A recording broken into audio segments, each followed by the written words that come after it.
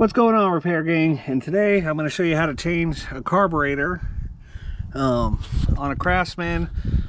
It's a Briggs and Stratton engine on one of these rototillers right here, these front tine rototillers. And the common thing with these is that this piece of plastic BS right here, it cracks. It cracks and it leaks. So I mean, they tried to fix it with some wire, and it looks like some JB Weld or duct tape. And it could only go so long until it just starts flooding like crazy, just all over the place. And the one I'm going to show you, link in the description if you want to pick it up, actually has a brass one or a metal one, so it's not going to ever crack or break. So I'm going to show you how to fix that. It does, the whole kit does come with a fuel stop if you have one. I can peel this back and put one in, as you guys can see, but I'm just going to leave it how they have it. I'd have to take the whole gas tank off. Yeah, I'm just gonna leave it. If you guys want to see that, let me know. Maybe I can find another one, make a video. But I'm going to show you this because it's a little complicated with how to do the carburetor. So I'm going to show you guys how to do this, okay?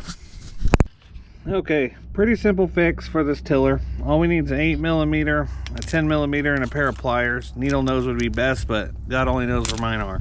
So let me show you guys what's in this kit here that I'm going to be putting on. Comes with a new air filter and an air filter screen. Then you just rip the box open because you don't have a knife. And as you look, it comes with this vinyl tubing. I guess they want you to use this as fuel line. I don't recommend that. This is the choke kit. This is the part that's confusing because these have different kinds of chokes and stuff. Comes with a fuel filter, cheap one, a fuel shut off if you want to add it, which I showed you earlier, a spark plug, and a nice fancy holographic box. Ooh, look at that. We're not going to use that. We're just changing the carburetor today. So, if you look, brass fitting right there. So, that's what's going to change the game. I wish you could just, I guess you could just buy the new plastic fitting, but for only like 20 bucks you get this whole setup here. So let's get right into it. We're going to start by taking off the air filter here, which is going to be an 8mm on either side, or a flathead, but no one uses a flathead to remove an air filter cover.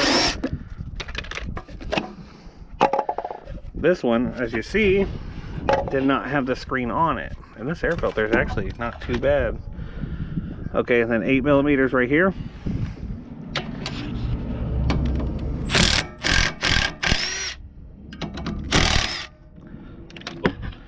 Once they told me on the phone what this was, I knew exactly what the problem was going to be.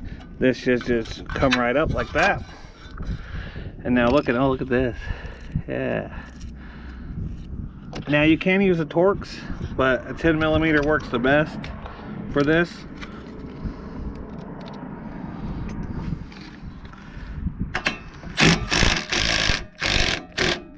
Just get in there and 10mm it off, pulling them out. Now we are going to lose this spacer here. Look, see, this is why you said, I said you needed needle nose pliers, but I don't know where mine are at the moment.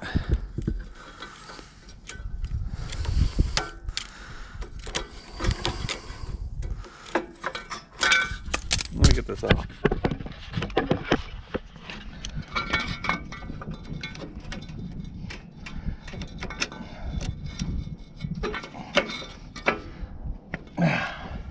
Perfect. Now we just twist it around, pull it off, and there we go. There's our old carburetor. Now we got to keep this spacer in there. Spacer's important. Nothing looks wrong with it, so we're just going to leave that right there. And now we're going to set up our new carburetor here. So we're going to look at this one, look at the choke here. For the choke, they're using the 2-hole system. So we have a choke plate that is, let me get them out and show you. Now the only difference about this one is that this whole piece is all one piece. So it is kind of a pain. What we can do is, I'm going to show you a trick here. this is very important. What we're going to do is we're going to not use this, and we are going to use this other one where this can come on and off. So all you got to do that is open it up, pinch this choke plate and pull it out like that. This comes right up like that. We are going to remove this nice old nasty piece right there. We're going to put on this fresh one. I don't know what this does. And that's going to go in just like that.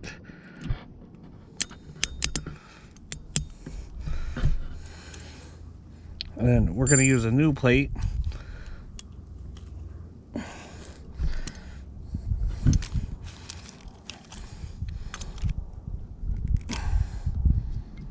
That should just push right in, just like that. And now we have a choke system. You could use,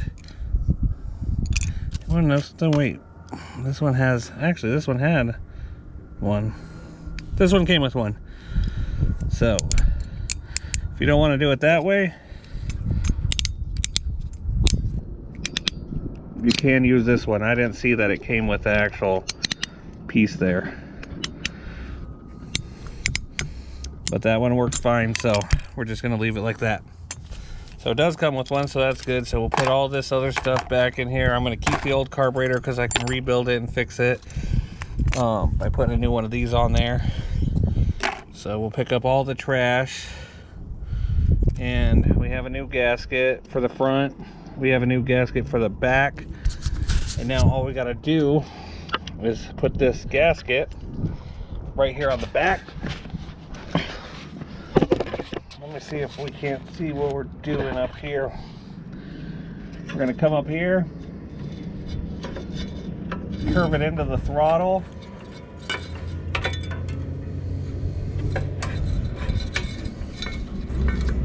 drop my gasket.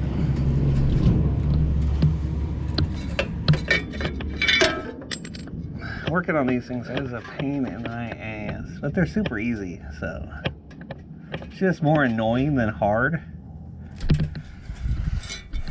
Okay, here's the gasket. Oh nope, this goes on this side. There we go. That goes in there like so. That goes up on there like so. We find our nice 10 millimeters. We hand thread them to start them. Make sure they're going in. You always hand thread first.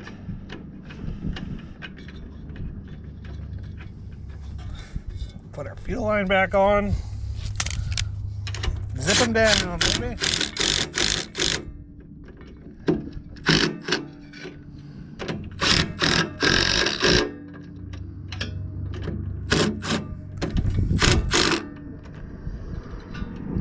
Make sure it throttles. Yep, perfect. Oh, there goes my 10 millimeter. And there we go. We have that back on. Now, we put this plate back on once we get our gasket going.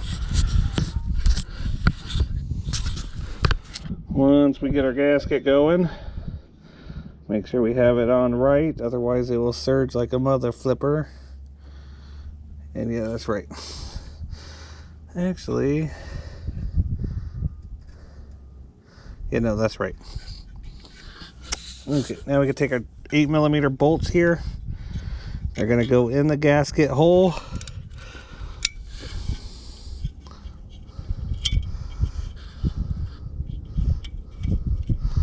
Just like so. Where's my other one? It's down here. Back you up. There we go. Should have a good view. Oh, look, that came off. Okay.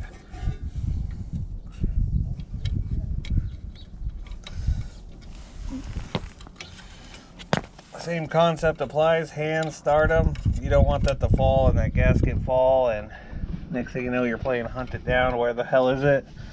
And because the customers are not here at the moment, they don't have any gas with them. Obviously, they're not here. I don't recommend using that clear fuel line. I've never seen really clear fuel lines. So you're gonna put that on. We're gonna put your pre-screen on. You're gonna put your air filter on. And you're gonna 10mm zip it down.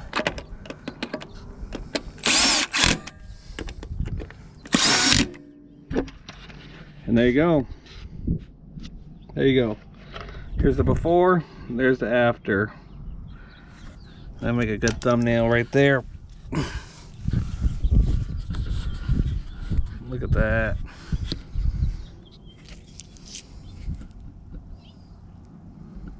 Perfect. So yeah, you guys know the deal. Check out these videos. Have a good day.